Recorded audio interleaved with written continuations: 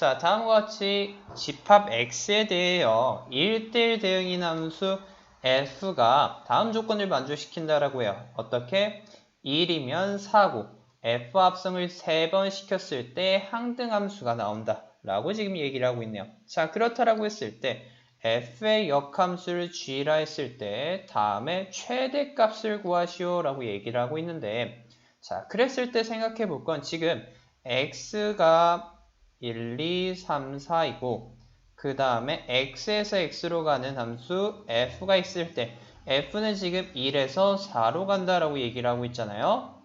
자, 그러면 이게 1대1 대응이란 건 이 각각 x에 대응하는 값들이 서로 달라져야 된다라는 말하고 같아요. 그렇다라고 했을 때 일단 그럼 2, 3, 4는 4에 절대 대응할 수 없다라는 거죠. 자, 그러면은 생각을 해볼게요. 여기서 먼저 여기 하나를 알았고 그 다음에를 생각을 해보면은, 자, F 3번 합성한 게 X래요. 그럼 우리 이걸 어떻게? F 합성 제곱으로 표시해보면은 이게 X가 된다라고 얘기할 수 있는데, 지금 이걸 역함수다라고 얘기했을 때, 그럼 역함수가 존재한다라는 건 이 좌변에 같이 F 인버스를 씌워볼 수 있겠구나라는 생각이 들죠. 그럼 어떻게 돼요? 이거는 항등함수가 되네. F제곱 X는 F 인버스 X구나 라는 걸 확인해 볼 수 있겠네요. 다시 말하면 우리가 알고 있는 gx는 f를 2번 합성한 값이네 라는 걸 확인해 볼 수 있다는 거죠. 그랬을 때 우리는 이것을 f3 더하기 f제곱 3의 최대값은 얼마냐 라는 이야기를 물어보고, 그렇다라고 했을 때 이게 세제곱 했을 때 항등함수가 나온다 라는 걸 생각을 해보면서 문제를 풀어보면 좋을 것 같아요. 자, 그랬을 때 지금 f세제곱이 항등함수, 자 이거는 위에다가 다시 써볼게요. f가 한 번 더 더해지고 f가 한 번 더 더해졌을 때 지금 항등함수가 나온다라는 얘기잖아요. 자, 그렇다라고 했을 때 생각을 해볼 거는 f4에서 한 번 더 넘어가는 건 결국 똑같은 f를 취하는 건데, 여기서는 절대로 1로 가서는 안 된다라는 걸 확인해 볼 수 있어요.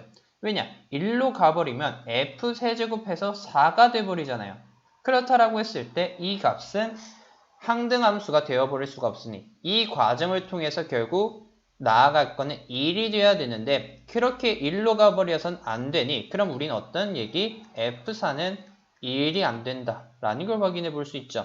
그렇다라고 했을 때 F4는 지금 1도 안 되고 4도 안 되니까 F4가 될 수 있는 건 2 또는 3이겠네요.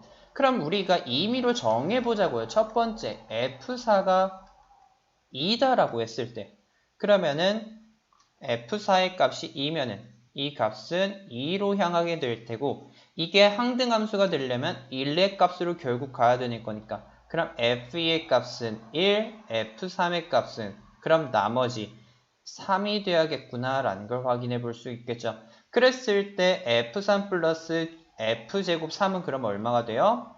3 플러스 지금 관계가 3 플러스 F3은 3은 계속 함등이니까 3 해서 6이 된다 라는 값을 얻을 수 있고, 반면에 두 번째 F4가 만약에 3이 된다라고 생각을 해봐요. 그랬을 때 지금 이게 3이 된다라는 건 F3의 값이 얼마?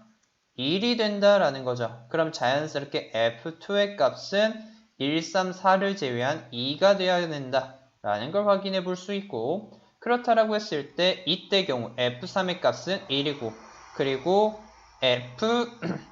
다시 F제곱 3의 값은 F1과 같으니까 4가 되면서 합이 5가 된다라는 걸 확인해 볼 수 있겠네요. 그랬을 때 두 가지 경우에 각각의 값을 알아봤는데 우리가 원하는 건 최대값이니까, 즉 최대값은 오직 언제? F4가 2가 돼서 나머지 함수값이 정해질 때, 즉 6을 갖는다라는 걸 확인해 볼 수 있겠네요.